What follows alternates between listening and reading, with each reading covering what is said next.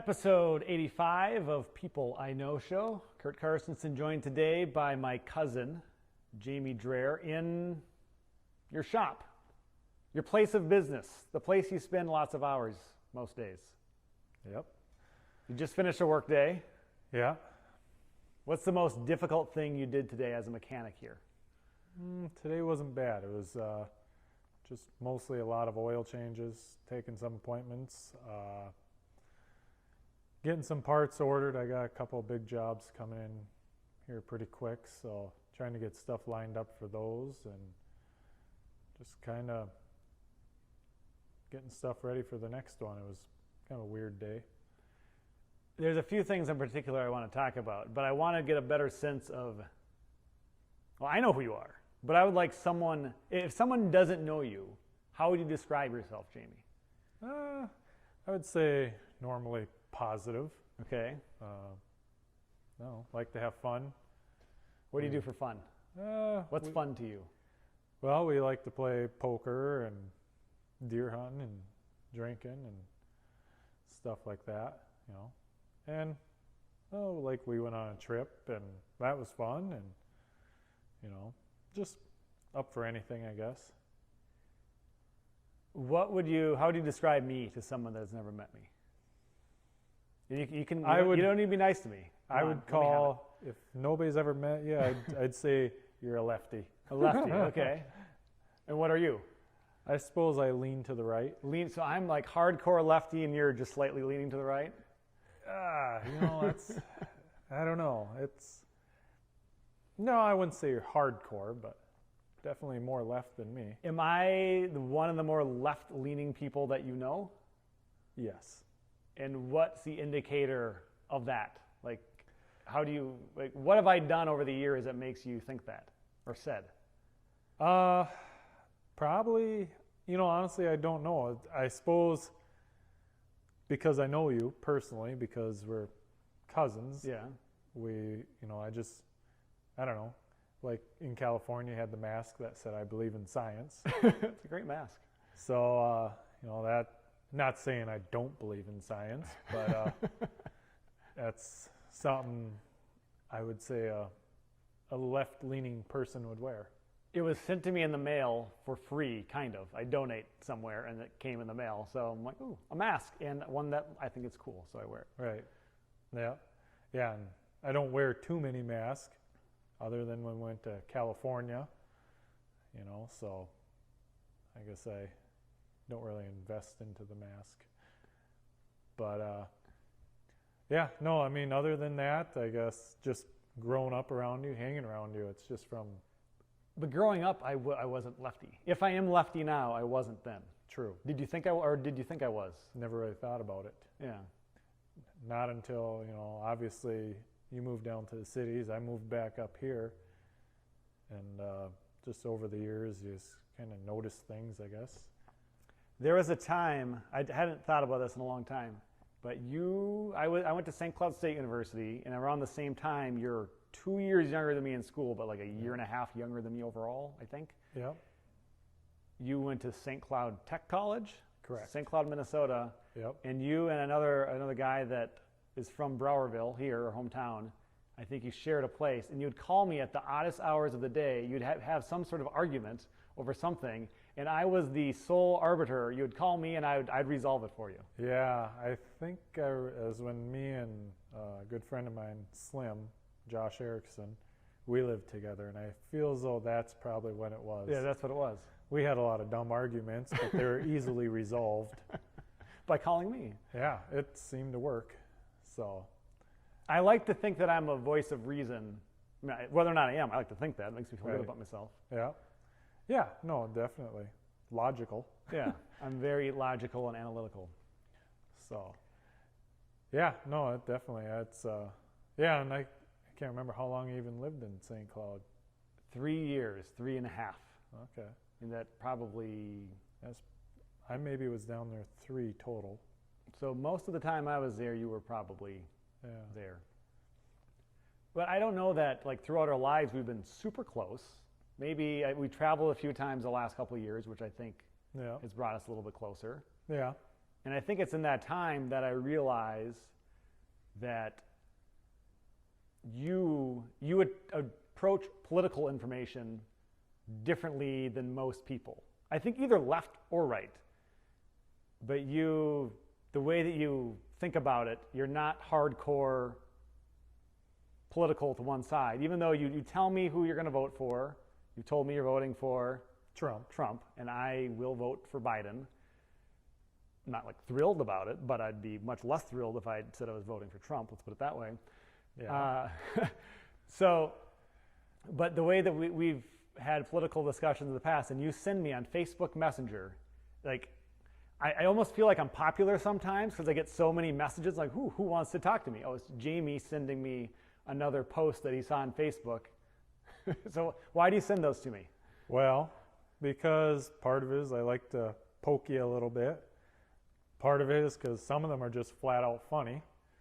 And some of it is even a left-leaning side would be like, yeah, that's an issue. Like I did send you one about hunger, and that's obviously an issue that both sides can agree on. You would think it's like the easiest thing to agree on, and there would be almost no one going hungry anywhere, but that's not the case. I think it is the easiest thing to agree on, but to solve it is on two opposite ends. How do you solve the problem? Each person has their own idea. And but you can look at it as there's people that are hungry every day in this country, and then globally there's probably many, many more all over the world that are not nearly well enough nourished. Right. Yeah. No, that's very true. So, yeah. So I mean, I send you a little bit of everything because I don't know. I don't have the answer for. Do you send these things to other people too? Mostly just you. Why me? I don't know. It's just I don't know. I don't know. It's one of the things I do. I mean, I don't know. That's your way of talking to me? Just passive aggressively sending me stuff through Facebook? GIFs, memes, It's a lot of, I don't know. It's a good way. And then I normally ask you what you think of them, and whether you see it or not, you'll tell me, I guess. But I don't watch most, like right when they come to me, I don't watch most of them. Sometimes then I talk to you and I feel like I got to go catch up and I watch some of them, but I haven't seen them all. I've probably only seen like 25% of what you sent to me. Right, because I do send you a lot. You send me a lot, but I wish, I guess, when you send those to me, and people post things on Facebook, that they would add a comment. Like you don't add a comment, you just send it to me. I do that on purpose. Why? Because I don't want you to know what I think. You don't want to tip your hand on what you're thinking about right. this? I want to see what you're thinking, and then I'll let you know what I think if you see it. Yeah. So, because then that's the other thing is, if you say what you think, or if I were to say what I think, then I don't know. I just want to see what your answer would be before I had my input. Okay. Well, it's probably better, so I don't. If you give yours, I think what can happen is I might be in some sort of a positioning mode to know you've said this, and I'm trying to counter it, react to what you said. Yeah. Whereas you look at it, if you ain't got no input, you look at it, and then not that you don't, but you got to think for yourself, like, what's going on here? But. So you do a good job. It seems like of that. The things that you send me, they're not like blatantly one side. It does provoke thought. Yeah. And it seems that you're pretty good at asking questions. Like you're not dead set on every answer. You don't think that you know everything. Right. And I think sometimes you do agree with something that might be a left-wing position. Yeah, definitely. What's something that you think is more left-wing that when you find yourself in a discussion with a group of right-wing people, that you're like the leftist-leaning person? That's a good question. I guess for me it'd probably be probably healthcare. I don't know, because I got a artificial leg, so then it's like, well, how do you get healthcare? How do you get it reasonably? This, that, and the other about it, because that's kind of an important topic. You've I want to talk about this later, but you have, as you said, an artificial leg. Yep. You had your leg amputated as a kid through an accident that we'll get into that. But who's been paying for, like, through the years? You were on your parents' insurance for a while? So yeah, when I was growing up, I was on my parents' insurance, and then as obviously I went to college, got a job, then I had group insurance through the employer. And they've always had to, it's a pre-existing condition, a term And that I don't think people had really thought about much before a decade ago. Right, but I've never been turned down service because this is a pre-existing condition. So in my eyes, the idea of, some people say the president wants to abolish all pre-existing stuff, whereas I'm assuming you've heard of that. Yeah, I don't think he does. I don't think he does either. I don't think he wants Obama to ever get credit for anything, so he wants to undo everything Obama did and then take credit for it by himself. Do you agree? No? I know. I guess I never thought about it like that. I think he just wants to destroy Obama. He has some personal vendetta against him, and he wants... Well, see, and, I like the idea, the pre-existing condition thing, but I've never had an issue, even before Obamacare, with insurance. But what I've noticed is, after Obamacare, it did seem like it got more expensive. And even now, it's way more expensive. Like if we were... but through small employers, and maybe it's different, I don't know. But now it seems like it's more expensive, and now that I'm on my own, we have to buy our insurance outright, and that's really expensive. But it is what it is. And I know there's been definitely a correlation to when Obamacare became a thing, Affordable Care Act, that health insurance went up, but I've seen or heard numbers that it's been going up for a very long time. Yeah. And it's just at that time we looked around and thought it went up again, Obamacare, where very well it keeps going up. Right. It's just like everything else. It just keeps going up. So, whether it had anything to do with Obamacare or not, the reason why it keeps going up, it's probably just because the insurance companies, everything costs more now. Insulin used to be a lot cheaper, and now that's more expensive. You mentioned healthcare. And the conservative Republican side is no government health care. What if the United States someday it will. I don't see how it can never do it. It'd be like all the other countries that have money, and all of their citizens have some sort of government funded health care. Yeah. Do you think that would be an okay thing? I don't know. To me it seems like everything that the government's involved in is kind of a train wreck. Granted, if you go completely to the other end, if there's no government regulation, then that could go bad too. Those countries are train wrecks also. Yeah. So you got to have the happy medium. And I think that's what it comes down to. And I don't know if it's true. I've never seen a bus full of Canadians come down here for, our medical, and then some people say some of our people will go up to Canada for their pharmaceuticals. I've never seen either, but you hear a lot about it. I've heard a lot. Every foreign person with government-funded health care I've ever talked to always raves about it and wonders why a country wouldn't have it. Everyone from this country that bashes foreign countries' healthcare systems, I don't think has ever used it. So there's some sort of information being passed along in the middle where I don't think people quite know what's going on. Yeah. There probably is problems to everything. It's just a matter of... Like you right now, you need to pay a lot of money because you have your own business to have health care. Yep. But if the government was involved and you didn't have to deal with that, it'd be nice, I'm sure. Oh yeah, definitely. But then the nice thing about them, I don't know, they're always involved, but even I found some stuff where I could fix my leg on Amazon, obviously. Fix your leg. Well, I had something broke on the bottom part, and I was going to try and fix it because every time you go to get something fixed, it costs an arm and a leg. But is that a joke? Yeah. Okay. But yeah. So and it's like, well, I can fix it myself. It might cost me, $400 or $500, but it's not covered under the deductible because it wasn't done by a professional, prosthetists or, whatever they call them. The people that make prosthetic. Yes. So, Okay. so it's like, I don't know. So it's like your hands are kind of tied behind your back, and you have to go back to them and pay because and everything's more expensive when you run it through insurance. Yeah. Like if you go into the dentist and you say, well, I don't have dental insurance, you get a cash discount. It's a lot cheaper. Whereas if you got dental insurance, they hike it really high. So I don't know. I think it's probably the hospitals and they're probably partially at fault because they see insurance, they hike it way up. And then the insurance companies, they got to make some money too because they got all these people working for them. Plus the big guys sitting at the round table, they want their cut.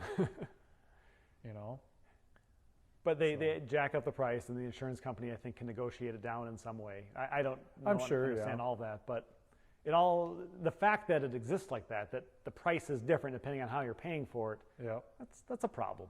It seems is to be a problem.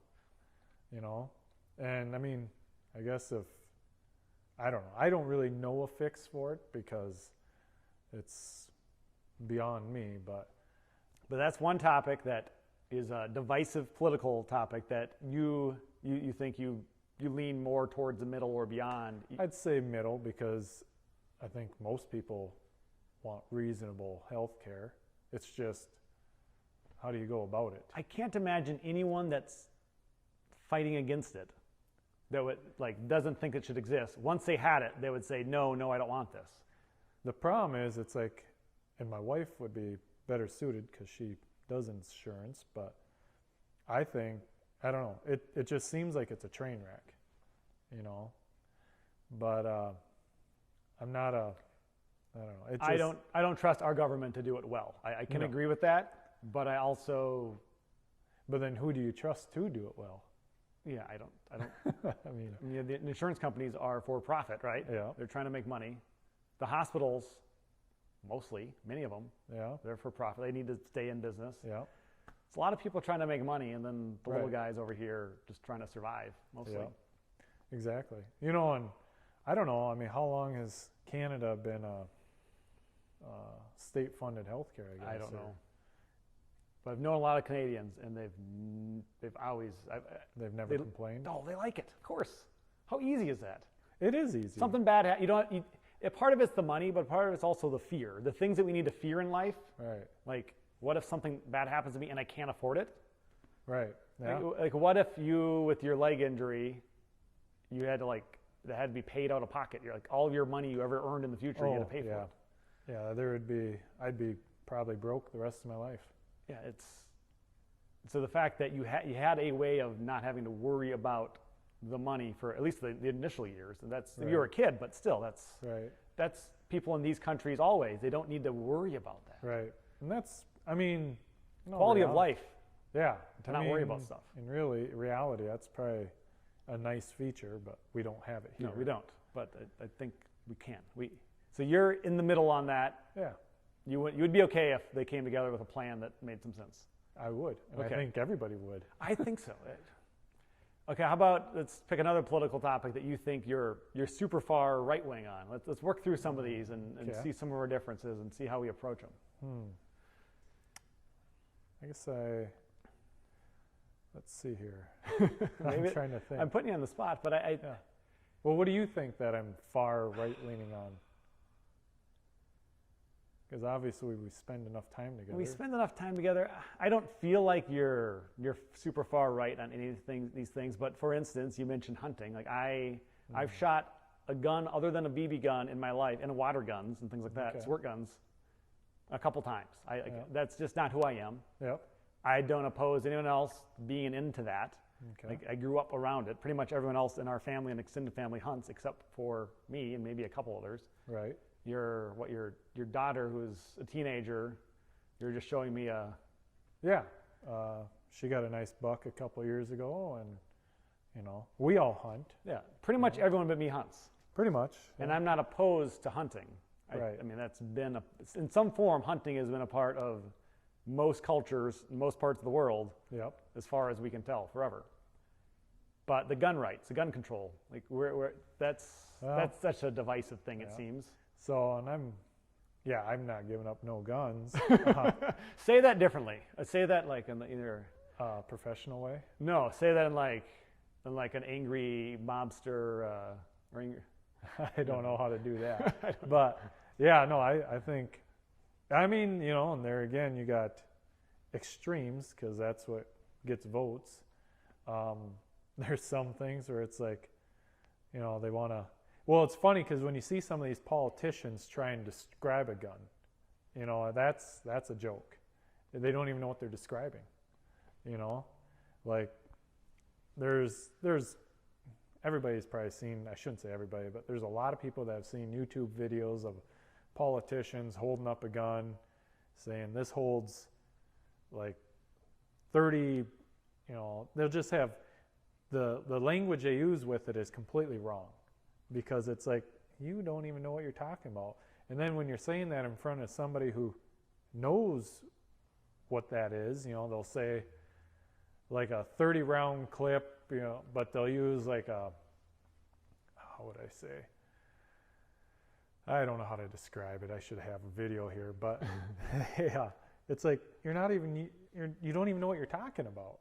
You know, like everybody's scared of the AR-15, right? Because it's a big, dangerous gun. Well, it's really small, actually. It does have the potential to hold a lot of shells, but it only shoots when you pull the trigger. It doesn't, you can't hold the trigger and it just blow off 30 rounds. You know, that's illegal. They have guns that are just like that hold the same clips, but they have a wood stock, but nobody says nothing about those because they're a wood stock gun. They don't look as scary. You know what I mean? And they're equally as capable of yes, causing a lot of harm very quickly. Yeah. But, you know, because they have a wood stock, they don't look scary, so nobody talks about them. But it's just how people are, what they see on TV, what they're told by certain news stations, and it's like, yep, this is a scary gun, the black gun, or whatever they call it. You're in favor of guns. No one's taking your guns. Yep. I don't think anyone's going to anyhow. Obviously, you're not in favor of people using their guns to cause harm to other people, I'd assume. Correct. So how do we bridge that gap? How do we have less of that? Is that not, so that's not a gun problem? Is that somewhat a gun accessibility problem? Well, I mean,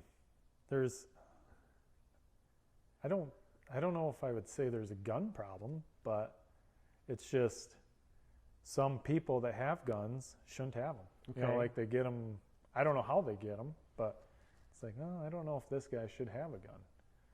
So what do we do about that?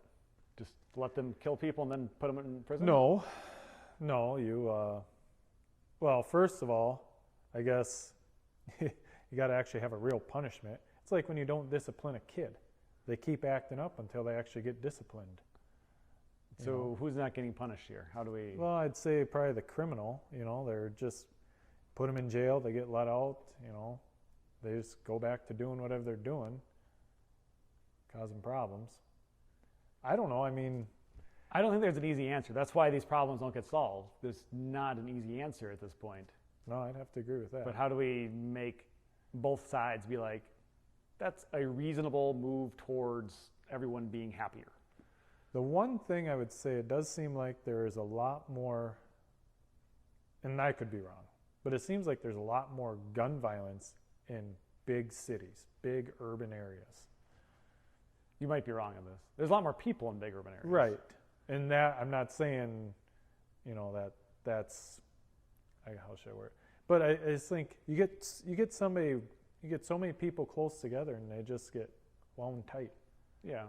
You know. There's also a lot of gun violence among people that like live together or are family members. That's true. Like, there's a lot of gun violence in this country. Right. And we seem as a country to be just like, yeah, whatever. That's the way it is. And I think the rest of the world, most of the rest of the world, they look at us and don't understand why we just don't seem to care about the problem. Well, I think we care. It's just, we don't do anything. I don't know how to. It's a hard one. Yeah, it's difficult because, you know, in all honesty, I mean, I don't know what possesses people to do what they do anyways. You know, like if you wanted to, some of these people, they'll go shoot up a school or a workplace. It's like, I don't know what possesses that, or what possesses them to do that. But the one thing I would say is, yeah, obviously they shouldn't have a gun. But that doesn't mean you take my guns away because that person did something wrong. So that's of every like gun owner, person that I know that's like into guns, that's been a type of response. You don't want to get your guns taken away. Right. But do you ever think that someone that commits gun violence also has an opinion? Don't take my guns away? You're probably right. Well, it's like, the problem is when you have a gun, you do something wrong with it, you're usually killing somebody. But it's like a car, you don't take the car away from the innocent person if somebody, kills somebody with their car. Granted, there's probably doesn't happen as often as a gun crime. I don't know. No, probably not. Like, I suppose the people that crash into public spaces on purpose, Yeah. but those are big events that we hear about. Yeah. That's also not common, but they're horrific when they happen, so we hear about Right. it. Yeah. I don't think we're going to solve all the world's problems today, Jamie, but Yeah, I think the way that I don't know. I think these topics, they come up and they're just so divisive, but I don't think when we talk about stuff, we barely ever argue. I don't know if you might keep me going every once in a while. Well, yeah, I mean, I try, but I don't know. Yeah, I mean, with the gun topic, that's tough because, but then and I'm not saying they should be taken away, but I maybe have one semi-automatic gun. Everything else is a bolt action because I just don't feel the need to. Partially because I just don't wrap off a ton of rounds. I just use mine for deer hunting, and, not even really target practice anymore. We go out there in the fall and we make sure everything's sighted in and good. And we do a little target practicing and then we use them for deer hunting and then they get put away. Is any aspect of your gun ownership because you think at some point you might need to protect yourself either against some stranger trying to attack your home or something like that, or some Civil War type of thing going on here? Not a Civil War, but yeah, no, I do have a handgun because, if somebody were to break in, I want something. I'm not going to be caught off guard, I'm the caught off guard guy. I don't worry about it. Yeah. Well, we had just last week we had a car pulled over and apparently there's a big guy on flip-flops that got away. And it's like, what in the hell? So, but anyways, it's like, I don't think he's going to go through the swamp to get here, but if he is, I'm not going to, because I don't know if he has a gun or not. So, and that's the thing. If you take the guns away from the innocent people, I think the bad guys will still have them. Because the bad guys don't follow the laws. Yeah, I suppose. That's always a problem. Yeah. Like in Mexico, that's a gun-free country in theory. Legally, it's supposed to be gun-free from what I know. But they got a lot of guns. A lot of people die down there. We're not going to solve the gun problem right now, are we? No. What's a political problem that we should attack? I don't know.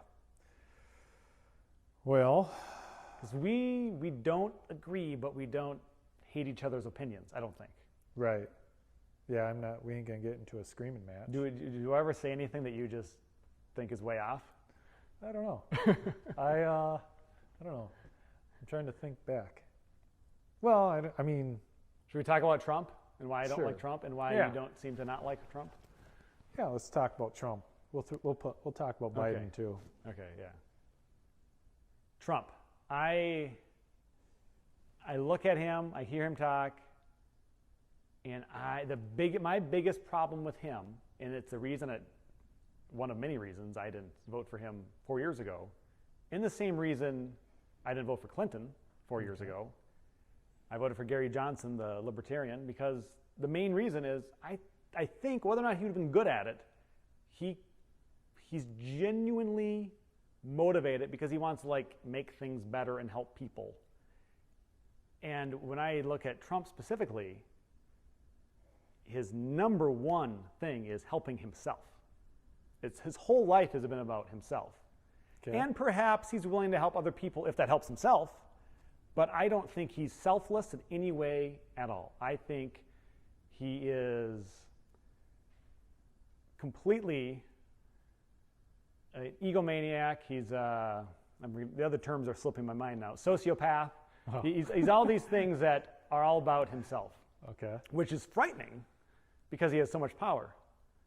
Does he really have that much power? Well, more than you and I. Well, that's with any politician. But he does, though. I mean, he's the president. His opinion's very strong because whether or not every Republican liked him before he was like the candidate 4 years ago and the president, if you're a Republican, especially if you're a Republican senator, whether or not you like him or hate him, you're riding his coattails to this power position. Well, and the reason for that is because they saw how much he won by, and they want to stay in power too. You know, just like Democrats. Do you think the Democrats are selfless, or do you think they genuinely care? We were just talking about Maxine Water. I sent you a video on Maxine Water. I think that the idea of a Democrat, and I don't label myself as one, I guess I'm liberal on the scale, progressive. I used to think I was libertarian. I'm not even sure about that. I'm all over the place. I just know that I'm no longer right-wing like I used to be. I think when anyone gets into these positions of power within like a senator or to that level, the money and power, there's so much involved to get there and stay there. If they've ever like had their main motivation, top priority be to help people, I think that's kind of squashed a little bit because their main motivation priority to be there needs to be to stay there. Yep. And to help people isn't what gets you to stay there. It's to help the people that donate money to you or fill your pockets in some other way, which makes the whole system corrupt. Right. But Maxine Waters, you showed me this video of her having a $6 million mansion, not in the district she represents, and a guy that's running against her lives in the district and was shot at as a kid and all these things. Like, I don't know that I like her. I don't know much about her. She's not in this area. I don't need to worry about her. Nancy Pelosi, I don't know. I'll never vote for her because I'll never live in her district. I don't really know. I just know that on my ballot will be Trump and Biden, and I don't love Biden. He seems okay. That was like my least favorite of all the possible picks to be. I swear, Trump probably was a lot of people's least favorite pick for Republicans 4 years ago, or at least some people, and then he rose to the top and suddenly he's your guy. Biden, I was a Yang guy, Andrew Yang, that's who I wanted, and several other people before him, but now he's the guy, so I guess I'm voting for him because I'm going to vote, and I'm not voting for Trump, so that shouldn't be that way. I'm like, okay, I guess I have to vote for this guy. Yeah, otherwise it's considered a wasted vote, right? A vote that goes nowhere. Well, 4 years ago when I voted for Gary Johnson, I thought it wasn't a waste because in national politics, if a party gets 5% of the vote nationally, they get to, like, if he would have gotten 5% nationally, this year's Libertarian candidate would be on the stage in the debates. Did he get 5%? No, he had like 2.5% or 2%. Yeah, which is still a lot. It's still a lot. It's not the 5%. But I know this year the lady that's running isn't going to get 5%. Right. And if I'm confident of that, I might as well vote for Biden because also maybe Minnesota. Maybe what if it came down to one vote and I voted for someone else? Then you'd be upset. Probably. So what do you like about Trump? Tell me what. Well, so speak to me and speak to anyone who's never met a Trump supporter, a reasonable Trump supporter. Why do you like him? I like him because, he's out there a little bit, but everybody is. First of all, I like him because whether he's right or wrong, he'll make a decision. He'll say something. Whether he's right or wrong, it's like, well, nobody's perfect. But the normal politician won't make a decision or won't give you a direct answer because they don't want to make a certain group mad that is endorsing them, but they're also being endorsed by somebody on over here. They're trying to keep so many people happy that they can't say an answer. You know what I mean? Like the whole thing with Biden, they're saying now that, you know, he won't say that he won't pack the courts. You know, the Supreme Court thing. Yeah. So it's like he won't say it because that's. I did hear a quote from him the other day saying that he won't, or that he doesn't like the idea or something. I think he's saying I don't like the idea, which isn't a saying that he wouldn't do it. And that was an old quote, I think. Oh, was it? Yeah. So, but I mean, you know, it's just whether Trump is right or wrong, he'll make a decision. But okay, you say that, and I can agree with that he will say something. But when he says something and it turns out to be wrong or something, he'll never backtrack and say, oh, yep, I messed up on that, or that was my fault. He never admits any fault in anything. He acts as if he didn't say it, or you get the quote wrong, they blames the media. He never takes accountability for something that he's done that wasn't the best. Because not every one of his decisions are great. Well, and I mean, because nobody's perfect. No, but no one's perfect, but he doesn't admit fault, though, either. Yeah. He doesn't, he acts as if he is perfect. Has any politician ever admitted fault? Some probably do. I think they put themselves in, so what you like about him is he's not like the other ones that talk in a way to not possibly be wrong. Right. He says whatever he wants, and then when he's wrong, he acts like he never said it and keeps going. Does he act like he never said it, though? I think sometimes. I guess maybe I haven't paid close enough attention, but I mean, I guess I don't know. I mean, that's my number one reason for liking him. Number two is he wasn't in the government for 30, 40 years. That's a crock of shit. I mean, like Biden, what has he been in there? 47 years? So you're against career politicians. Oh, yeah. And so am I. I agree, totally. Because he's been in there 47 years, but now we're going to tackle, you know, social injustice. We're going to tackle health care. We're going to tackle this, that, and the other. Why didn't he go after it right away? You know, not saying Trump would have tackled health care if the issue wasn't already on the table. Because what made me mad about that was, it goes back to health care. So Trump wins in 2016. It's like, okay, in theory, the Republicans, if they hated Obamacare so bad, which, whatever, whether you hate it or not, but they hated it so bad, but yet when he came into office, the way they made it sound is they never really had a plan.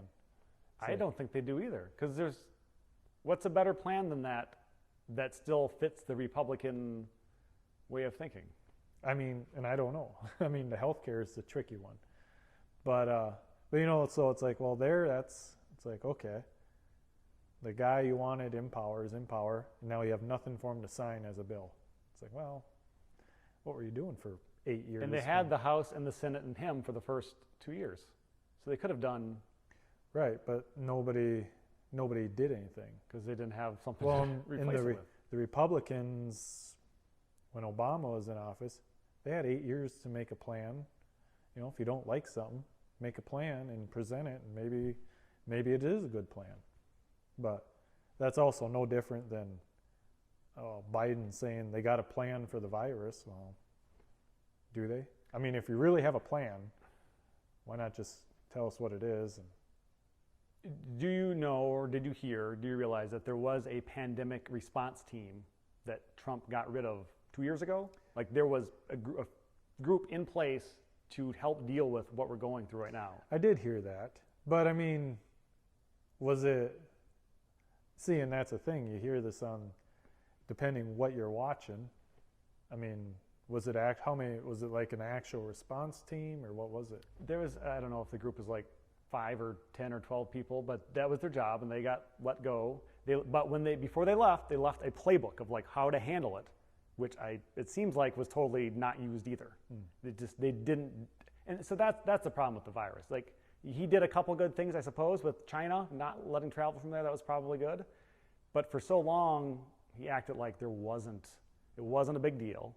And then he had the private phone conversation with Bob Woodward right in the book, and then he admits to that. In public, he presents something that isn't necessarily true. He's very good at presenting what people like to hear. Yeah. But is that the best way to do it? I don't know. Does the government always tell us the truth? No, of course not. So I mean, this ain't no different than any other time. I mean, yeah, people are dying. That's not good, but they've been lying to people forever, you know. He lies with such disregard for the truth, unlike anyone I've ever seen. I don't know. You don't think that's true, or you just? I don't know. I mean, so I don't know if I believe he's always lying.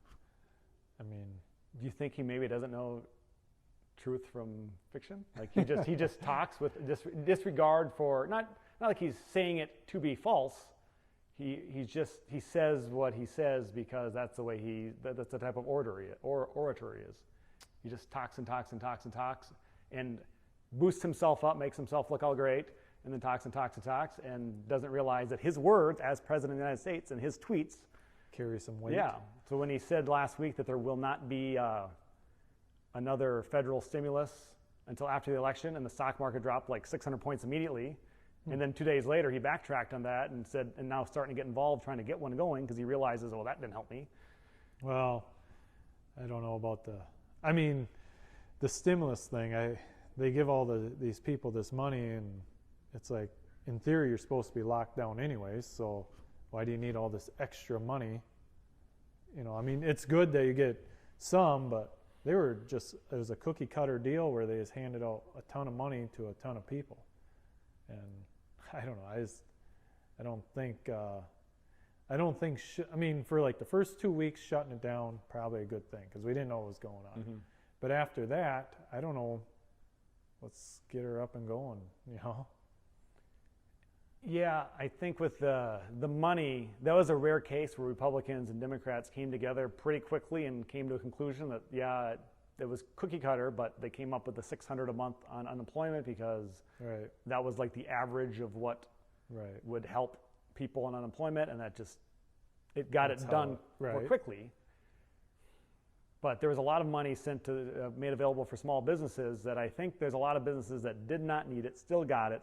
Yeah. And the system wasn't airtight enough, of course, where there's a lot of really wealthy people that made way wealthier. And we just kind of forget about that. And someone making an extra $600, we might get upset at that they don't want to go back to work. Meanwhile, there's a company somewhere, many of them, that are getting hundreds of thousands or millions of dollars and just running away with it, and we don't even understand it. Yeah, like the Amazon guy. I mean, granted, I don't think he took any stimulus money, but that guy he was already filthy rich, and now he's even richer because of the virus. I mean, it's like, it seems like the rich get richer and the poor stay poor. You know, I don't know. I think if they would have let everybody, you know, shut her down a couple weeks, maybe a month, and then we're into summertime, open it back up, you know, it would have been fine, I believe. Numbers are spiking in some places, but I don't think it's a pandemic. You don't think it's a pandemic? I really don't. Well, I think a pandemic, just by the word, the definition means it's a global epidemic. It's reached everywhere, basically. Right. Yeah, and I believe it, but, you know, I believe it's everywhere, but I don't think it's, you know, it's not killing nearly as many people as they thought it was. You know, and I know some people that have gotten the COVID and they felt tired for a couple weeks, and then they're back up and working. Most people survive. I think a lot of people don't even get sick, really, or anything too substantial. Some people are asymptomatic, they say, where you don't even know you got it. But some people do end up dying. Oh, and I haven't personally known anyone that's died. On Facebook, even recently, there's people I've seen had people, loved ones, friends die still. People are still dying. Oh, yeah. So we don't want that. No, we don't, but you can't protect everybody from everything. And I think that's a more conservative Republican approach. And probably. Just, okay, people are going to die sometimes. Yeah, I mean, which is true, because everyone does die eventually. There's people that die every day, and that's not good, but, you know, it's, like I said, it's just part of life in theory.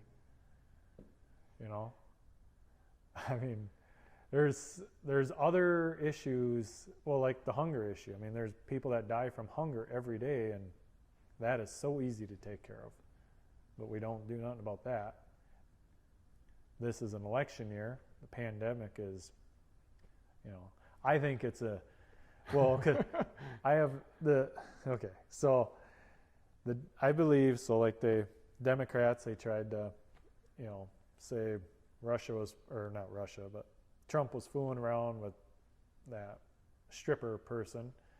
It's like, well, whatever. But then they tried getting him on Russia, then Ukraine, and it's like, I mean, they tried to impeach him for everything. Yeah. And it's every time they come up with nothing, and I don't understand. If there's something there, how do you come up with nothing? Well, did they not impeach him? But the Senate was too strong majority Republican, so they weren't going to convict him. Is that how it was? Yeah, he was impeached, but Okay. it takes the Senate to have whatever vote of 2/3, and that wasn't going to happen. Okay. Well, and then, so even though, they were going after the Ukraine thing, and then they find, because, well, what do you think about like Biden and his kid working for Ukraine, or the Burisma deal? It's all a little fishy when there's personal ties to these foreign bodies. I Especially- think they all should just go away. We should get people that don't have these connections, Yeah. but those people don't ever rise to the point of ever Right. getting there. And I should say don't ever, but it's way more challenging, it seems. Yeah. I mean, I don't know. They're all crooked. That's Yeah, why they're at the top. I feel like most of them are probably crooked, and maybe all of them. And that's why there should be a term limit. You shouldn't have these politicians be in there, 30, 40 years. Like Biden was in there longer than we were alive. Probably alive together, combined. Not quite, but close. Pretty damn close. But yeah, I mean, I don't know. It's frustrating because before Trump was even thinking about running for office, what did you think of him? Okay, so I don't know if I've talked about this in the podcast ever before, but the first time I saw him interviewed, either right before he announced that he was running or right after, it was on 60 Minutes. And at that moment in time, I thought, I'm going to vote for him. Because in that one standalone interview, I think what so many people like about him. The pro-America? I don't think pro-America, because I'm very much pro-everybody. But just the way that he talked, the way that he was an outsider, Yep. the way that he did things differently, that was appealing. Mm-hmm. I saw him interviewed for 10 minutes, and I thought, at this moment in time, I'm voting for him. But then the more I learned about him and the more I observed him, then there was no chance I was voting for him. The more I understood who he was as a person, listening to people that knew him personally, I didn't think that this is a person we want to have run our country. Yeah. But Biden is. I'm very blah on Biden. I don't think he's a bad guy. I do think Trump is a bad guy that doesn't care about anyone except like his family, basically, and anyone that can make him wealthier. Yeah. He doesn't. This is, of course, my belief. We can never prove this. I don't think he's going to walk through the door right there. I don't think Air Force One landed nearby. No, I don't think so. But do you really think he gives a shit about you or I? Ever has, ever will? I don't know. I mean, no, I mean, he doesn't know me. Why would he know me from And me? not saying Biden definitely does, I was gonna but say, I think Biden- Trump more than anyone does not care about the little guy. See, now I do feel the other way about that. Okay. I do feel as though Trump is more likely to care about, the average person than Biden is. And that's just how I feel. I mean, you see, I don't know. I feel as though he's kind of he's done interviews for years where he's said, other countries are ripping us off economically. And, when you see that, it's like, he's been saying the same thing for like 30 years. But does that mean he cares about individuals, or is somehow he's not making as much money? I feel as though, well, I mean, it could be a little bit of both. But I definitely don't think Biden cares about us individually. I think Trump probably does more than Biden. I mean, and I could be wrong. You probably are. But I don't see Biden, I don't see what he's done. What has he done that was any good? He's been in there 47 years, and, what has he actually done good? I think, so I have, some of my gay friends told me that he was the one that encouraged Obama to, because Obama wasn't always for gay marriage. So like when he was president or he's going through the process of running for it, he was not for that. Okay. And he eventually changed, and apparently it was Biden's influence that got him to that. So people that I care about in my life, that their lives improved greatly when they felt freedoms to be themselves and to marry who they want to marry, were improved by Biden. So that's one direct example of someone telling me Biden helped me. That didn't help me, but it helped people I care about, which is important to me. Yeah, I guess how do they know that Biden even influenced them? I would have to follow up with these people individually, but because that's just another person's belief. It's, whether they feel that or not, did it actually happen? I mean, you can feel how you want, and it doesn't mean it's true. Yeah, and that's everything, of course. So it's all about our feelings, and the extremes politically ignite our feelings. Yeah, and that's part of the problem is if people would quit thinking with their feelings and just think with facts, it'd probably be fine. But it's not how our human brains work, Jamie. No, I know. We did discuss our human brains and emotions and what drives us. Yeah, I know. That's but I don't know. I just and I don't know. I do like the fact that Trump was in there. He wasn't in there at all. Then he comes in, basically he's a new politician. He'll probably be done, after, if he gets elected again, he'll be done doing it for 8 years. But you get these career politicians, and that bothers me more than anything. Does it bother you that Trump suggests that he's going to dispute any close election? Like anytime he's been asked of like a transfer of power, he always pushes that question aside and says something to the effect of, we'll see. Well, I mean, there's a lot of people that disputed elections, Yeah, when they're like close. Right. But he's setting the stage with this mail-in ballot thing, which he acts as if it's like, it's all fraudulent, like every mail-in ballot that's against him is a scam or something. That's the way he talks about it. Okay. Like it's against him. It's all against him. Anything like that's against him. When I don't think that's true at all. Okay. So he's setting the stage. So if he loses a close election, you think he's going to leave easily? Well, I mean, I'm sure he'll challenge it, but I do. I think if he were to lose, I think he would. You think so? Yeah. Do you think a part of him's ready just to be out of there and be done with this shit? Wouldn't you? Probably. I mean, I think his ego is he wants the power more than how difficult it is to be in his position and take all the constant barrage of heat. Or maybe I think the people around him protect him from a lot of it too. Yeah. Well, I mean, I don't know. I think when people say he won't leave and he's going to be there forever, I just don't believe that. That's hypothetical. It is hypothetical. That's like calling somebody guilty before they committed a crime. So I don't know. I'm really not too worried about it because, that's why we have, people. Well, what was it? George W. Bush and Al Gore in 2000. Yep. And Florida was a recount. Yep, the Florida one. So, yeah, I mean, everybody. That's part of your right. You have a right to dispute it, and then they figure it out, and then they say, all right, this is who won. And that's how it's gone in the past. And you're right. It's hypothetical, but there is a left-wing fear being brewed that he's not going to go about it the way that people have in the past, and not going to accept any answer other than he's still president. But why? I mean, why is that? Why do you feel that way? The way he talks about it. Well, I guess I didn't feel that way when, Democrat was in office. It was just, I think of it as like a game. It's, you play the game and you win and lose. Some people win, some people lose. You can argue about it, but,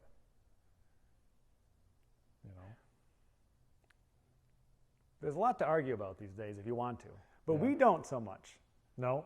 So you are only wearing a mask when you know that someone else kind of requires it. Yes, when somebody else will enforce it, yes, I will wear a mask. For your own safety and your family's safety, you wouldn't wear a mask. Well, so here's the thing. I mean, me and my family are fairly young. I don't believe it would affect us hardly at all. And I know a lot of older people just refuse to wear them. So, I mean, if they refuse to wear them, I know some older people, they were taking advantage of the pandemic, running all over the countryside because they're doing home projects, running all over the countryside. It's like, you're the ones we're trying to protect here, but yet you're going all over, the state, And I've heard some people, so they were giving away food up at the church for, it's COVID money, I guess. And I've heard stories of some people coming all the way down from Detroit Lakes. Well, that right there is just a spreader. Like an hour and a half drive to come get food. To get, $35 worth of food? Wearing masks? I have no idea. But you know what I mean? It's like some things just don't make sense. I rarely see someone even attempt to go into any sort of space in the Twin Cities where a mask is required without it. I really don't see it anymore in the Minneapolis area. Do they enforce the mask pretty hard down there? It depends where you're at, but I think most places do. And the further I come this direction, I don't know if this trip this way I've really gone anywhere, but in the past a few times I've gone into, I remember it was a liquor store like near St. Cloud, about halfway between where we are now and where I live in the Twin Cities area, and people weren't wearing masks at all in there. Right. And I was, but I kind of expect that. Right. It's like, I guess if no one here agrees with it or they're not going to enforce it then. Right. But you feel comfortable not wearing a mask up here, right? Yeah, that's the thing. When I come around here, I end up not because no one else does. Although we had Grandma's 90th birthday party some weeks ago, and I was one of the few people that was wearing a mask the whole time. That is true. I guess it depends on the situation. And the other thing I see is, if it is so deadly and dangerous, we had a ton of riots this summer. Shouldn't they all be sick and in the hospital? Especially if it was hitting minorities disproportionately high. That was I guess if it's hitting minorities proportionally high and they're all rioting with no mask, wouldn't that I think that cause a spike in COVID cases, hospital cases? I don't think it hitting minority populations higher is getting more cases necessarily. It has greater effects on people that have other health issues that might be higher in some people that live in certain areas. Who don't have access to certain hospitals. That have less healthy lives for a variety of reasons. Right. That plays more into that. But also if you have frontline jobs that you're not being able to work from home, which is, I guess, more common in the certain populations, then that does add into that. There wasn't really a spike throughout the whole summer. It just kept kind of holding steady. And I think a problem is, I still don't think that many people really know, and the people that might actually have the best answers on this, their answers might not be elevating to the top. I still think there's a lot of guesswork going on months and months into this. So, and that's the thing. If they're still guessing, how long do we stay locked down until they're done guessing? I don't know.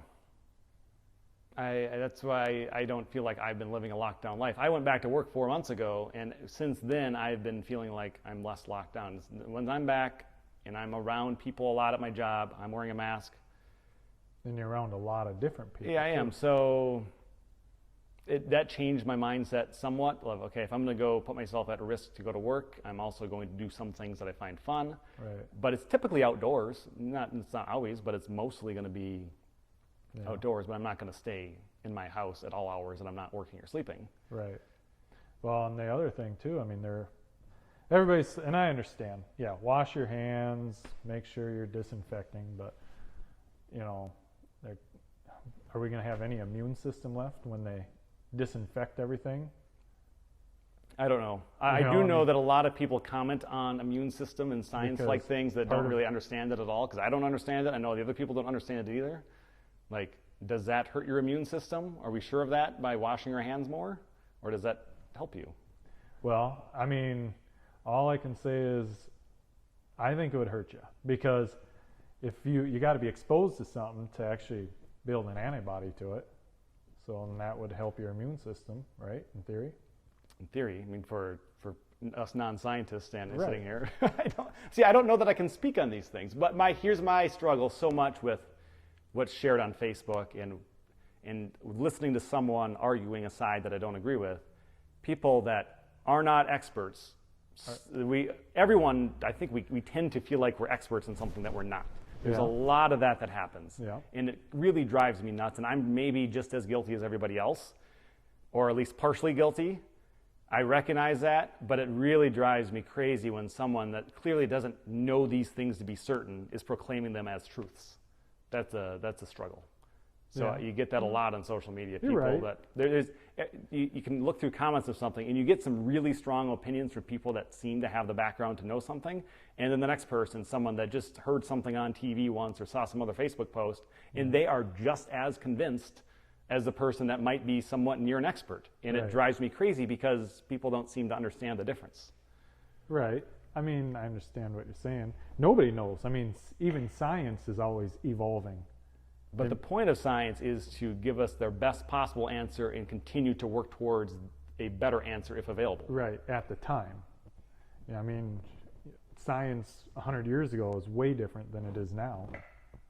Wouldn't you agree? There's a lot of things that people believe throughout history that were their scientific method, or I don't know if it's a scientific method, at that time that just are totally not true. Yeah, and could have killed people at that time. Oh, I think a lot of it did. So, I mean, but didn't have a better answer. And right. So they look towards the expert who seemed to have the answer. So yeah, this is a problem with history. We think now in our present time that we know way more than everyone before, and we probably do, but how much more, how correct are we with things that we believe now, 100 years from now? Exactly. How much of this will actually be proven wrong? And I don't know. Yeah. And nobody will know until 100 dead. years. Yeah. I mean, that's why they say hindsight's 20/20. You know. But in the meantime, it sure is convenient to argue with someone that doesn't seem to agree. Yep. It's kind of fun. And the political parties have done a great job of telling people what they should agree with and shouldn't agree with, at least in some topics. Like, okay, the environment, Jamie. Where do you stand on the environment? Do you care about the environment? I do care about the environment. But you know what's really got me depressed about the environment? So we recycle. Well, we watched this 2020 thing, or 48 hours or whatever it was. We recycle a lot. Well, what they do with a lot of the recycling, the stuff they can't recycle efficiently, cost efficiently, they send over to a third world country. You know, like China was taking tons of plastic and this and that. And I mean, well, now I guess supposedly they're kind of not taking as much, and it's, you know, somebody else is buying this recycling. Well, so where's it going? Yeah, it just stacks up. I listened to a ton of podcasts, seen either the same video that you saw, it might have been 60 Minutes, maybe 2020, something like that. Something like that. Where ever since I saw that and listened to some other podcasts about plastics, I still recycle them when it makes sense, but I don't go through the effort I used to, because to me, recycling was always, this is going to be reused. This actual material is going to be reused for something else. Right. And I'm not convinced that almost ever happens. I think for a long time they're trying to save it and trying to find a use for it, but weren't. Exactly. And aren't, and it still ends up not being reused. Right. So I mean, that's disappointing. Well, and then, you know, like, because you got a hybrid, and I'm not against hybrids, but they say they're so green. Well, how do they mine lithium and stuff like that? You know, they strip mine it. You know. Yeah, I drive a Prius hybrid, and I would eventually probably go to a full electric car. Full electric. And there's nothing wrong with that, but the fact that they can say it's so green, it's not that green. So here's my position on that. At this moment in time, is it more efficient for me to have my vehicle over some vehicle, like traditional gas-powered engines? I don't know. I can't say that with certainty. But my optimism is that the technology for doing this will continue to improve, so that in some amount of years, hopefully not too far from now, that it'll be so much better for the environment to have switched over and transitioned. We've been doing the same thing, and you're a mechanic, you understand this way better than I ever will. The engines have been very similar, how they're they're constructed for a long time. Is that Yeah. not true? Yeah. Not But- a lot of advancements in that. Well, there is. I mean, they got natural gas motors, they got propane motors. The diesels are choking them out. But I mean, so, and they don't really measure by, they kind of do. They measure by fuel mileage, but they also check what's coming out the tailpipe, which I'm not against. But I mean, you'll get better fuel mileage if you run them a little hotter, but then they spit out, some emissions that they don't like, so they got to keep that at a certain ratio. But, I mean, it's a give and take. You can't have it both ways.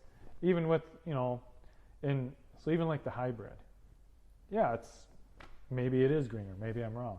But how much of the car is made out of plastic, which is still oil? You know what I mean? I don't know. I don't have the full answer. I don't and either. there are studies that look at this, and I'm sure depending on yeah. who's funding it, will try to give they'll spin it the best way for whoever is Yeah. funding it. That's the thing also with studies. You don't know. It's hard to come across one that's like honest and objective.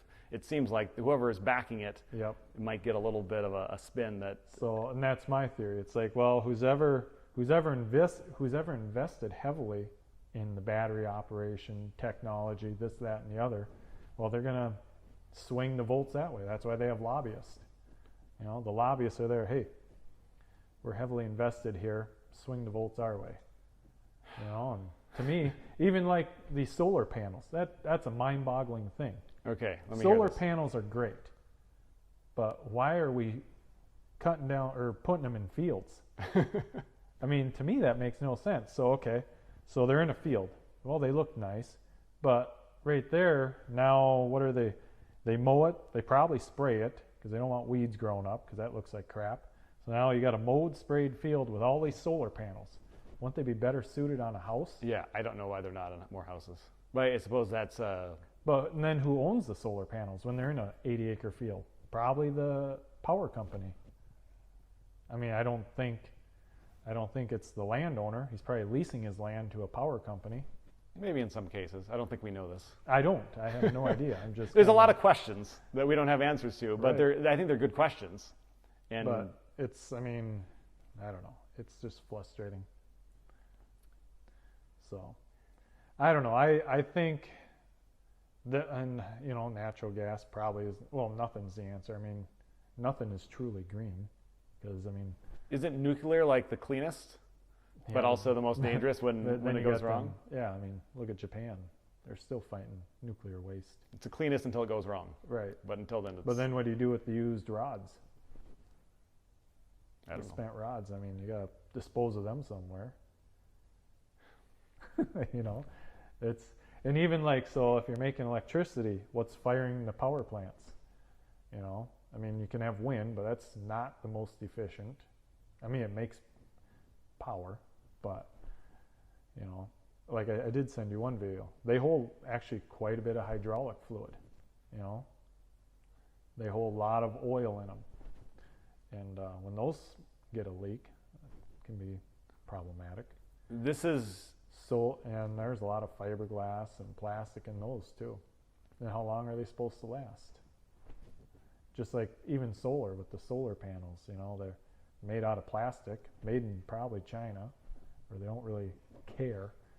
Maybe. I don't know. Do you know where they're made? No, I don't. I'm just saying. So much is made in China that we assume that Yeah, things are probably still exactly. made in China. That's where I assume. And I'm sure some of it has been. I don't Yeah. know. I don't know what companies have developed here and if they're doing it.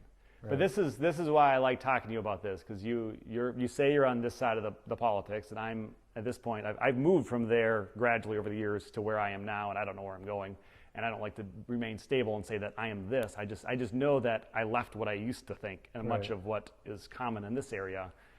So it's hard sometimes to have conversations with people that think similar to what I used to think, and I've changed, and just it's not a good conversation usually. It's usually someone that leaves angry or whatever. But with you, I think more than most people I come across, you have so many of these questions that are either questions that I've also had or questions that I think those are good questions. Right. You have unanswered questions, which really doesn't get us anywhere necessarily, but it allows this space in our mind to not be combative and argumentative. It's like, I don't know all these things. This is a good point. That's a good point. That person on this side makes a good point. This person on this side, that's a good point. Yeah. And you can at least think, okay, we don't have these answers, but we can come together if we can find these answers, as opposed to, I have the answer, your answer's wrong, which is so much of what we see. Yeah, that's true. I mean, because I do believe most people are in the middle, where we're at in theory.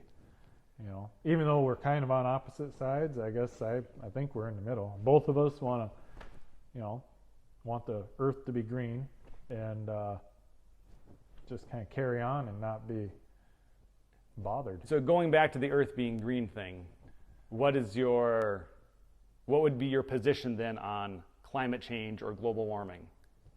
Do you agree with the science that it's getting warmer? Yeah. I do believe the climate is changing, but I believe it has also changed because we were at an ice age once and it had to change to warm up to where we're living now.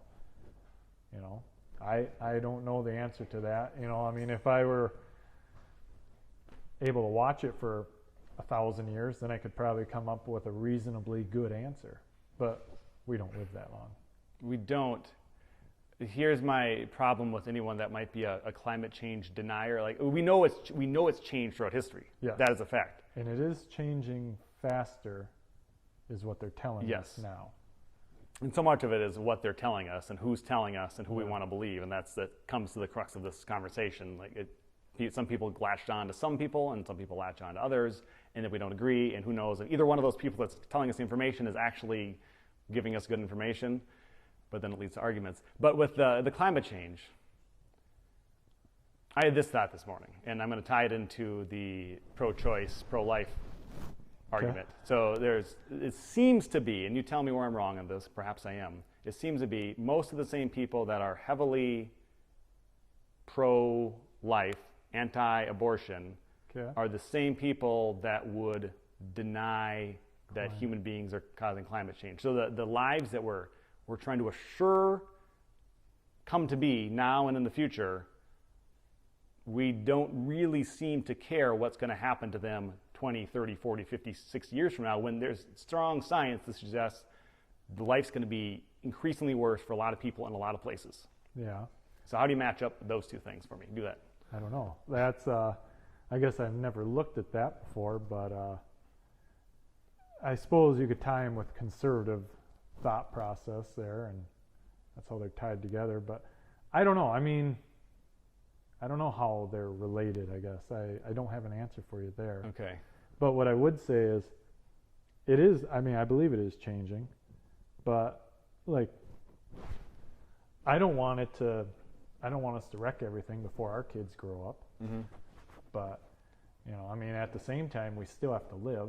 But can we live and also take measures just in case, even if it's, I don't know for sure that people are causing this, but if they are, under the possibility that human beings are making it worse, what can we do to not have it be worse? Well, first thing, can we not try? No, we should try, but we shouldn't handicap ourselves and allow other countries to just completely look the blind side and do what they're doing. Because we probably have some of the cleanest factories, cleanest cars, in the U.S. because we are so crippled up by the regulations and that. Whereas you go to other countries, it's like, how do they get by with that? Because they're driven by pure money. Some of them. We're driven by money too. Well, I know. But you know what I mean? We also have an EPA and stuff that look over that. But that's not gone, like the people put in charge of that. Liberals would be very critical of everything Trump's done with EPA the last few years to make it be way less of what it used to be and to actually protect us the way it's supposed to. You're right. But I guess what I'm saying is, I think if you go to third world countries or even second world countries, it's like they're doing way less than what we are to hurt the world. But they're the ones that will be impacted the most based on where they live and how close they are to... Probably, and also that's where we're getting all our product, because it is so expensive to make it here. Or maybe it isn't that expensive. But you know what I mean? A lot of our stuff is not made here, and it's made by countries with less regulations. Sounds like we have a lot of problems. I know. I don't know. It's a sad. I don't know if we're going to solve them all sitting here, but I think we'll keep chatting for a bit. But we'll leave the politics aside as best we can for the moment. I guess hopefully what anyone might take from us talking and recording this is there's a way to have these conversations that isn't argue and yell and scream. It's to ask questions and maybe just consider that someone has a different perspective that's worth considering in some way.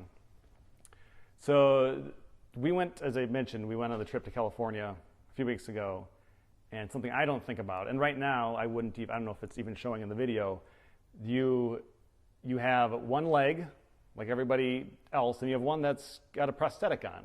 Yeah. And we were going to California on a day it was going to be in like the 90s, but we were leaving Minnesota on the day that it was, I don't know, colder than it had been. Yeah, it was a little chilly. So you were in significant pain from what I can tell. Yeah, it was a weather deal. Every time the weather changes extremely, it tends to get a little sore on the knee, but it's part of life. Well, it's part of your life, and like I don't have knee problems I don't think, maybe when I get older I will, on cold days.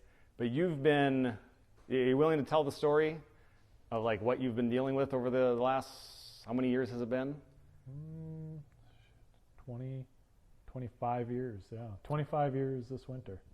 I remember it was our family, so we're cousins, every year a different, either grandma and grandpa or different aunt and uncle would have our family Christmas on Christmas Eve, and everyone was at our place, but an hour or two earlier, you had a farm accident. Correct. Are you willing to tell the story and share what you remember? Was it 10-year-old? How old were you? I was 11. 11 years old. Yeah, it was Christmas Eve morning, and I, up in a silo, feed freezes along the walls. The silo loaders get wedged down in there. And so a silo, for not everyone even knows what a silo is, perhaps, but the tall cement structure that's meant to hold feed. Some kind of a feed. So what was in their silage, which is silage and chopped up corn. Yep, and in the wintertime, everything freezes on the walls, so you got to knock it down eventually. And then there's an auger that rotates, and that it augers it out and throws it down the spinning chute. metal device that pulls in to send it down the silo, so you can actually feed the cattle. Correct. So so sometimes they'll get stuck, and you got to get them maneuvered so they ain't stuck no more. And I essentially just put my foot in the wrong spot, and there I was, stuck. Like stuck. So what do you mean? Well, so it sucked my leg into the augers, broke my femur, and I got lucky, I guess, that it broke my femur, because then it turned my leg, bent it a 90 degree, destroyed the lower half, and then there I sat. Luckily, the motor was weak, so it just kind of stalled out or died right there. And then, I think I hollered down my dad and told him I don't remember exactly, but, need help. But, and then we got the ambulance there, and they did a hell of a job. They were actually, I didn't even lose my leg for, I think it was like almost 2 weeks after. They were trying to save it. So the doctors, I remember hearing about this, the doctors came up into the silo and had to like unravel your leg. And I just found out a couple weeks ago from one of the firefighters that was up there. But they basically took a mini torch and cut the auger assembly, and then they unwrapped my leg out of it, and then they put me on a gurney, and then just lowered me down the chute, which is an enclosed part of the silo. So you'd have to go vertical, like you climb up a very narrow space to get up there, and that to get you down. Same way. I can't remember if I went down upside down or right side up, but I went down, and then went to Long Prairie, and then they flew me to North Memorial. So in Minneapolis, and you were there for how long in that hospital? Well, I was there till March 1st. So that was just over 2 months. Yeah. So it was a length of time. And you left there, you said 2 weeks, and they amputated your leg? Well, yeah. Just below the knee, right? Yeah, just below the knee. So 2 weeks, after I was there, I was in intensive care, I guess, and and then the infection set in really bad. So then they had to amputate it. But I was able to save my knee, so that's a good thing. Because if you ain't got a knee, it's a real pain in the ass. And that was when you're 11. You're 35, 36 now? 36. So 25 years of dealing with this. Yep. What's like the biggest challenge? Was it what I saw that day with just being in serious pain? Yeah, that'd probably be the biggest. And then obviously now that I'm older, as you're growing, you need to get a new leg as you grow, obviously. You grow out of them. Your knee is, you're just growing. But now that I'm older, I haven't gotten a new leg in quite a while. And actually it hasn't, the only reason I got my last new leg was because I just basically wore out the foot. So the top stayed the same. But yeah, I mean, that's about it. Just whenever the weather changes, that's when it becomes kind of a pain in the butt. And it was the one day in California, we went to the San Diego Zoo's Safari Park, and it was hot, but it was also a lot of walking. It was, yeah. And it wasn't so much the walking, it was just the heat. Because first of all, I sweat, so then it doesn't stay nice and tight. And, well, yeah, I mean, that's just what it comes down to. And when it's not tight, then you kind of get a rubbing, and it just aggravates it a little bit more. But, sometimes I'll wear a belt when I'm hunting, and that keeps it tight. So, and it's a belt, it's got a strap that holds the leg tight up. Even with the suction, it's just another way of keeping it tight. It's really nice in the summer in the heat, but I also do it in the fall when I'm hunting or whatever. Do you think you've let your leg situation impact your life very much? Is it mentally? Do you feel bad about yourself ever? Did you ever? No, because there's people with a lot worse stuff. So I don't, and plus our Uncle Mark, so he was in a wheelchair. Do you think that helped you to seeing people around you that had it worse? Yeah, definitely. Then you always thought, well, at least it's not that. Yeah, and then I also think some people just have a negative attitude to begin with, and then if something like that were to happen, it just you'd see it more so. Yeah. Whereas if you just have a positive attitude, it's shit. But it's like, well, keep on going. Would you consider yourself to be an optimist then? I do. And sometimes my wife disagrees with me on that, but. So you've been married. How many years is it now? You've been together for. We're trying to figure this out. Close to 20 years. No. God. Not married, but you've been. Oh well, we've been. So we started probably dating when I was 18, and so 18 years we've been together, I suppose. And we got married. She was 21 and I was 23. So yeah, we've been together quite a while. She puts up with me. Yeah, I can't imagine. Yeah, I don't know if it's come out so much in our conversation today, but you're fun. You're also you're difficult in a fun way, I would say. Right. You agitate things for the fun of it a lot. Yeah, that is true. I like to push people's buttons, especially hers and your mom's. But no, I mean, yeah, I don't know. It is what it is, You just kind of, with the leg thing, you just kind of live with it. It's no big deal, really, when you think about it, because it could be a lot worse. It was a really big deal at certain moments of your life to, like, I suppose at the worst times it's a big deal, but once you settle into normalcy, it's not that different. And you can always play the pity me card, like, well, I didn't do this because of my leg or this or that. But, I mean, at the end of the day, it's like, whatever. Yeah. It is what it is. I'm happy. I wouldn't change anything. So you wouldn't change. You wouldn't not have the leg incident have ever happened. Would you change that? No, I guess I don't know. That's a. I mean, you can't change it, but would you? Right. Well, I don't know. I mean, if that didn't happen, would have everything played out the same? Of course not. So I mean, that's really tough. You wouldn't risk having never had dealt with the leg to change the other things about your life. No, because I got 3 kids and they're pretty good kids. Yeah. So you probably get some credit for that. Yeah, I mean, have to give it mostly to Gretchen, but You're a small business owner. yeah. You've been a mechanic. Yeah, I guess you went to school for it. Yeah, right out of high school, 2 years at the tech school, and then I started turning wrenches right away.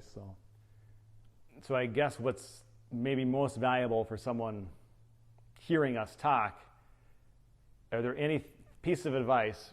Not everyone can come to you. I don't know if you have time for everyone to come to you, No. but if someone thinks they have a car issue of any kind, and they're like me, and I'm not really a car guy. I drive a Prius. I don't care. I just want it to not break down.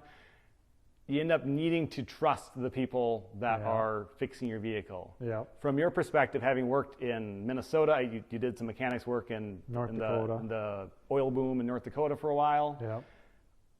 Would you say that most mechanics are trustworthy? Yeah, I would. And do you think most mechanics are good at their job? I would. Yeah, I think most mechanics are trustworthy. I think, you always get that one where, like most mechanics are trustworthy. It's just, just like anything in life. You don't always talk about the good stuff. You talk about something that makes you mad, Yeah. I mean, I don't know. I think they're trustworthy. I saw a lot of good mechanics, and everybody tries to do their best. Nobody wants to.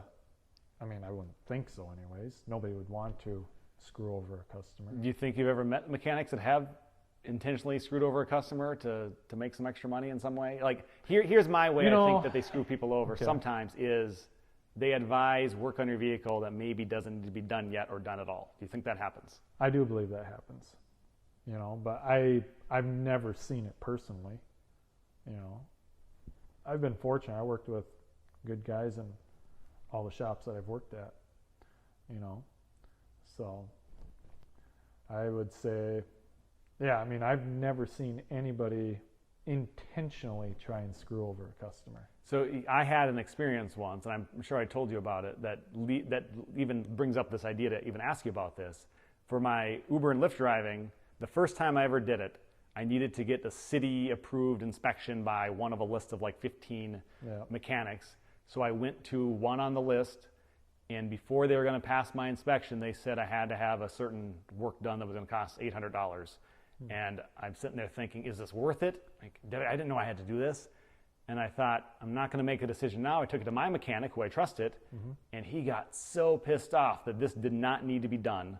And he was maybe he already had a personal vendetta against this other place, but he was really upset that they wanted me to get this job and to pay that much money when he didn't think it needed to be done. Do you know what job it was, or? There was some oil seepage out of something. Like he knew the vehicle and knew that it showed some oil somewhere that wasn't getting worse. Yeah. Whereas because they saw that there was something, they said it had to be fixed. Right. Yeah, I've seen that before. Some people, if you have even just a speck of oil coming out of a seal, they're like, well, we got to fix that. It's like in reality, you just kind of clean it up, and it might not do that for another 6 months. It might be such a small leak or seepage that it's not worth fixing. So maybe they're both right. Maybe in order really to properly pass my inspection, I should have had something done. Yeah, I mean, I don't know. That's the thing. Some people are really finicky, and that would bother them. And some people, I've seen some vehicles where it's like, I can't believe that's going down the road. And I don't know. I mean, it's just common sense, I think. If it's leaving a puddle, then yeah, you definitely got to fix it. Yeah, that makes sense. But if it's not leaving a puddle, then it's like, well, but I'm guilty of that too. I got a truck that I haven't fixed yet. It's my personal truck. It just leaks a little oil, but it's like, well, it doesn't pay the bills to fix my own one. So, but yeah, I know. I do believe most mechanics are honest, and I've never seen one intentionally try and screw over a customer. So that's good to hear. Yeah. So not everyone needs to come to you, who I think would be trustworthy. You don't want them all here. Just enough. No. Just enough. Just enough. But yeah, no, and I guess the only thing I see that's the biggest thing, I guess, is how people, they just don't maintain their vehicles. Nobody changes oil like they used to. I shouldn't say that. Now I'm generalizing, but a majority of people don't change their oil, like they used to. Okay, so things that you do, well, you just said you don't fix the one vehicle because it's not paying the bills, but to properly maintain your own vehicles, what are a few things that you would suggest? So like my wife's vehicle, we change her oil religiously. Every... hers we do every 5,000 miles. Is it a different type of oil than the traditional? It's a full synthetic, and then I run a better quality filter on it, and she's really good at reminding me. She's, hey, I need an oil change. And then you got some people where they'll put 10,000 miles on an oil change, and it's like, oh my God, there's no oil on the stick, and the thing's clicking, and it's like, well, it's a lot easier to just change the oil than it is to run them out of oil and then pay for all the bills afterwards. But yeah, and then I don't know why, but I always see people with low tires driving down the road, and it just bothers me.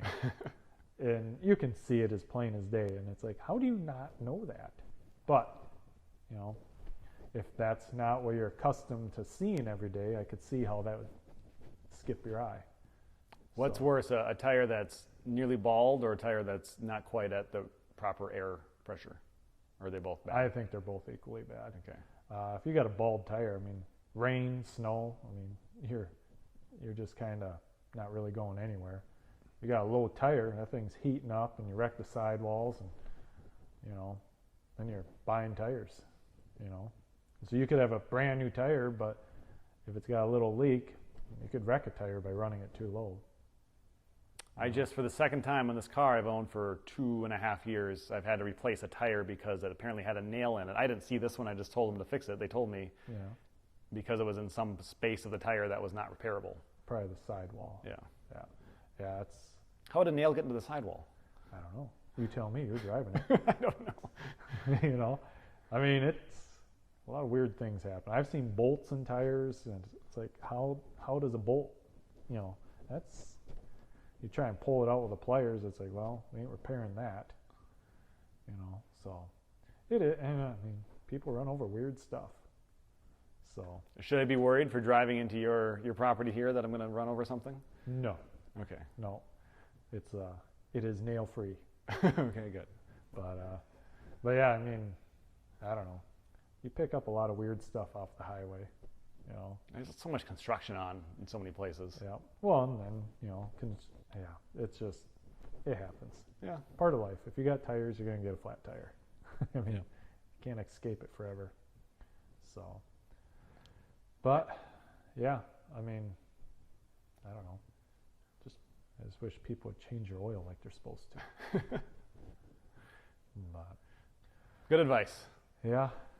Cool. Well, thanks for being reasonable. Not saying no one else would be reasonable. I think you're more reasonable. More reasonable. That's just what my observation has been. So well, I like that. I should tell my wife. No, she knows better than I do. Yeah.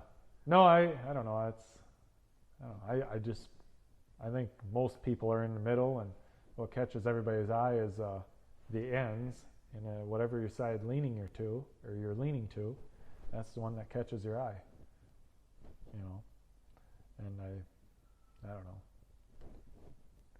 I equate it to being a sports fan. You've chosen a team, and now you want that team to win. Even if you don't like the players or one individual player, you've already picked that team. Yeah. So you're going down with that team. You're not going to switch teams. No, you ain't going to switch teams, but you can still be mad at your team, frustrated, and be like, why is that happening? That's how we feel. Yeah, well, Minnesota sports fans. So people need to be politically more upset at their own team more often and not always hate the rival team just because they're the rival team. Maybe they're not so bad. Yeah, maybe. Yeah, poor Twins can't, How long has it been since they won a playoff game?